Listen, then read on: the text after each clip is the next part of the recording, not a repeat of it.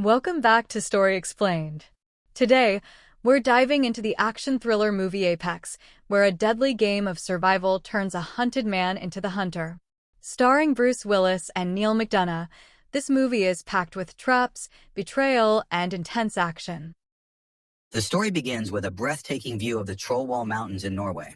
There we meet a married couple, Sasha and Alex, who are both professional rock climbers trying to conquer the extreme mountain range. That morning, they wake up inside a portalage, a special tent that hangs directly from the cliff wall. Since the weather looks clear, Sasha immediately asks Alex to continue their climb toward the top. With their equipment ready, from camming devices clipped into cracks in the rock, to ropes, helmets, and other professional gear, they continue the climb. They move slowly with skill and calm experience. But when they reach a certain height, where the route forces them across a difficult overhanging section, Sasha keeps failing again and again.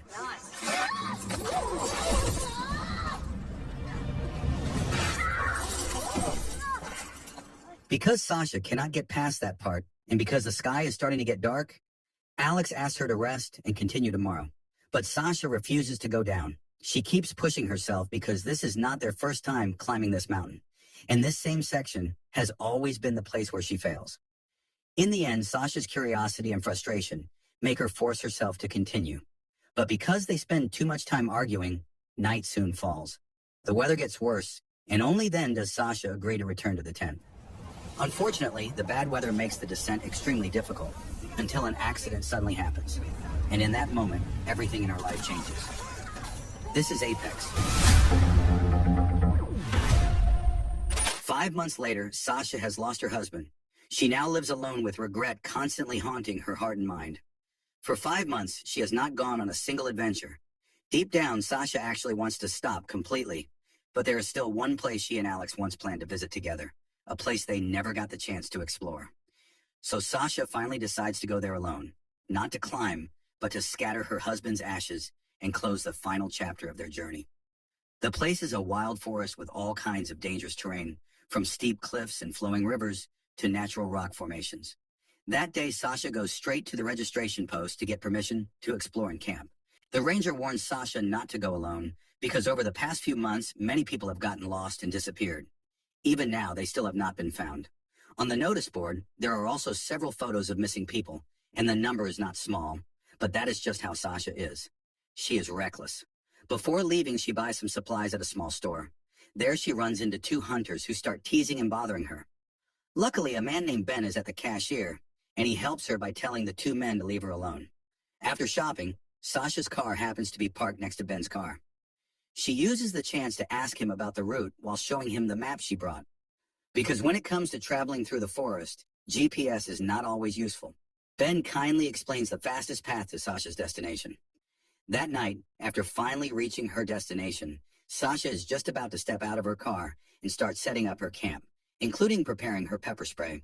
But suddenly, the same group of hunters from earlier shows up. Without hesitation, she gets back into the car, locks the doors, and ignores them as they try to provoke her. The next morning, Sasha is relieved to find that everything is quiet. The hunters are gone. She immediately begins her journey, traveling down the river using a small canoe, carrying a bag filled with all her camping gear.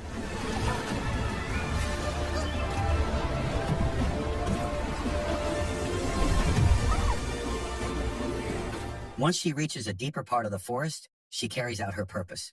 She scatters her husband's ashes and places a few photos there. After that, she hangs her bag on a tree branch and rests inside the tent she has set up. But the following morning, something feels off. When she steps outside the tent, her bag is suddenly gone. Even stranger, there is a snake inside her tent, even though she is sure it was completely sealed the night before.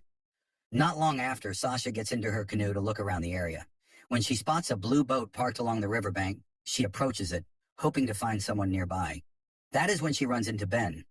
Sasha explains that someone took her belongings during the night, including her bag, phone, and food. They sit together and talk for a while. The conversation starts casually, even drifting into something as simple as the shredded beef Ben makes for his camping trips. He calls it Gino, a name taken from his mother. As they continue talking, Ben shares why he prefers being alone in the forest. According to him, people in the city are exhausting and full of hypocrisy, and the forest is the only place where he feels at peace. But when Sasha brings up the hunters who bothered her the night before, the mood shifts. Ben reveals that he was actually there with them. The moment she hears that, Sasha immediately becomes uneasy and wants to leave. Before she can go, Ben shows her a bracelet in his hand. It belongs to Sasha, the same one that was inside her missing bag. Fear starts to take over as Sasha realizes what is happening. She just wants to get away. Then Ben walks into his cabin and throws out Sasha's stolen bag. He comes back out holding a speaker and a bow weapon. Without explaining much, he makes his intention clear. He tells Sasha to run, and once the music stops, he will start hunting her. Panicking, Sasha grabs her bag and runs as fast as she can. She jumps into her canoe and pushes herself down the river, trying to get as far away as possible. Before long, the music stops, and the hunt begins. Sasha paddles away in her canoe with no clear direction, letting the river current carry her.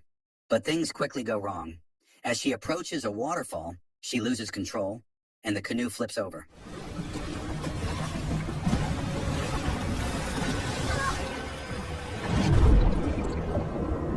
In that moment, she chooses to grab her bag instead of the boat, knowing it contains all her survival gear.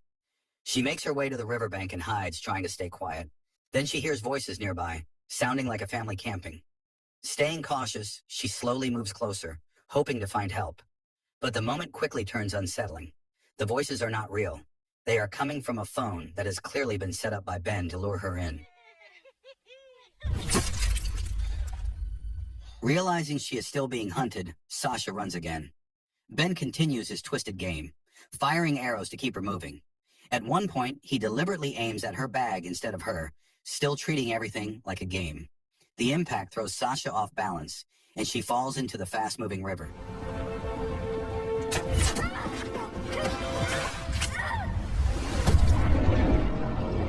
This time, the current carries her far enough to create some distance between her and Ben. She keeps following the river until she reaches a cliff. With no other choice, she climbs up and manages to reach the top. From there, she tries to figure out where she is and plan a way out. Using her binoculars, she scans the area, only to spot Ben in the distance, calmly enjoying the hunt. Sasha realizes that Ben knows the forest far too well, and tracking her is easy for him. So she comes up with a new plan. The only way to stay ahead is to use a boat, something Ben would struggle to chase. She hides and waits for the right moment, planning to steal his. Then something strange happens. In the middle of the hunt, Ben suddenly acts relaxed.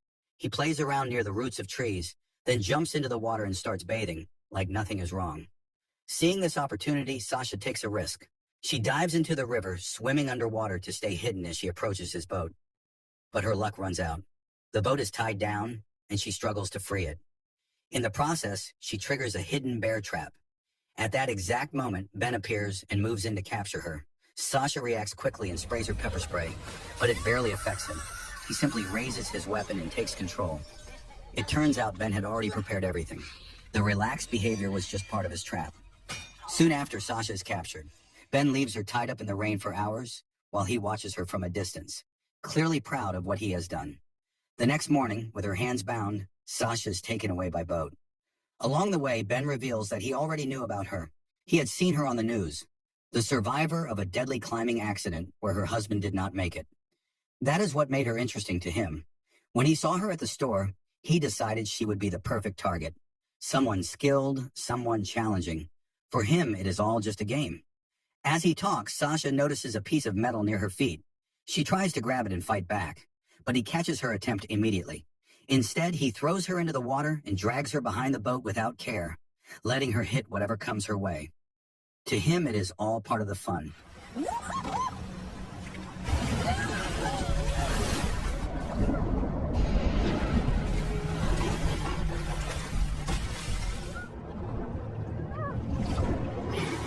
Eventually, Ben brings Sasha to a hidden cave. Inside, she is shocked by what she finds. The missing people from the forest, the ones who were never found, are all victims of Ben. Inside the cave, Sasha notices something even more disturbing. She finds packages of shredded meat labeled with a name that belongs to Ben's mother. It becomes clear that the meat is actually his own mother, and that raises a terrifying question about why Ben has been doing all of this. Before killing her, Ben forces Sasha to sit down and tries to justify himself. In his mind, anyone he loves or hates must become a part of him forever, so they can never leave or betray him, just like his father once did. Old photos reveal that he grew up only with his mother, He lived a painful life, loving her deeply while also carrying hatred toward his father. Over time, that pain twisted him into a lonely psychopath. That is why he hunts people in the forest. He keeps them in the cave, making sure they will always stay with him. When Ben gets close to Sasha and makes his intentions clear, she finally resists and manages to break free.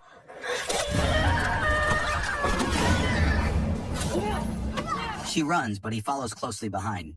Because her hands are still bound, the two end up connected by the same line, pulled along by the strong current until they are swept over a massive waterfall.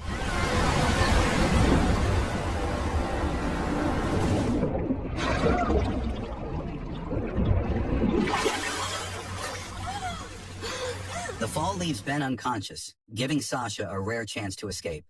She gathers her strength and does everything she can to defend herself. Ben's leg is broken, leaving him unable to move. But the situation is far from over. They remain tied together by the rope, keeping their distance while still connected. Sasha cannot remove the metal restraints on her hands, and getting close to Ben is dangerous since he is still holding a knife, ready to defend himself. Eventually, Sasha starts looking for a way out. She asks how long it would take to reach the nearest camp. Ben estimates around 12 days, since they have been carried far downstream, passing several waterfalls and ending up deep below the hills. That leaves only one option. The fastest way out is to climb the massive cliff in front of them. But because they are tied together, they have no choice but to climb it together. Ben cannot walk, and Sasha cannot escape without him. As a professional climber, Sasha agrees to the plan. She offers to carry Ben while climbing, showing him a method that allows them to move even with his injured leg, as long as he removes the restraints from her hands. Ben hesitates but eventually agrees.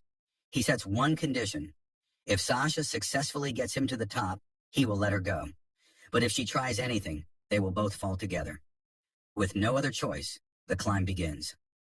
Slowly, step by step, they begin climbing the cliff. But Sasha is not naive. She understands that with the limited gear they have, the rope will never be strong enough to hold both of them. If anything goes wrong, they will fall together. As she climbs, Sasha quietly looks for an opportunity. At one point, she carefully works on loosening the rope around her waist, but her first attempt doesn't succeed. She continues upward until she reaches a slanted rock section, where she is less visible from below. Using that moment, she tries again to free herself. This time she succeeds.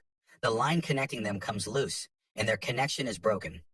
In that moment, Sasha is finally on her own.